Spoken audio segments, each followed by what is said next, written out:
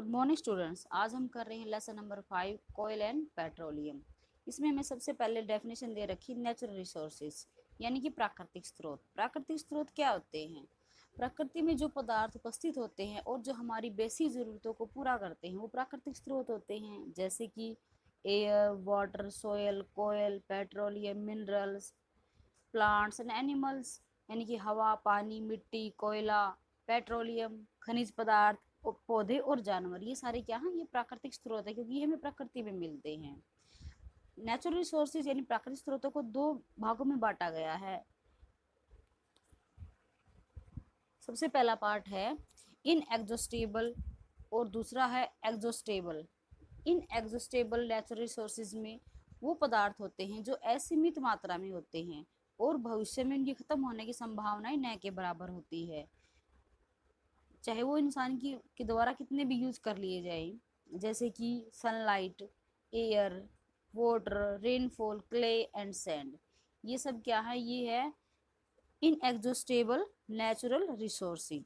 Exhaustible natural resources इससे opposite होते हैं, जो सीमित मात्रा में होते हैं और अगर इनका प्रयोग एक निश्चित टाइम तक अगर हम लगातार करते रहे तो ये खत्म भी हो सकते हैं, जैसे कि wildlife, forest, mineral, coal, petroleum and natural gases यानी कि वन, जंगली जीवन, खनिज पदार्थ, कोयला, पेट्रोलियम और प्राकृतिक गैस। ये सारे की क्या है? ये एग्जॉस्टेबल नेचुरल रिसोर्सेज है जो भविष्य में खत्म हो सकते हैं अगर इनका प्रयोग ऐसे होता रहा तो।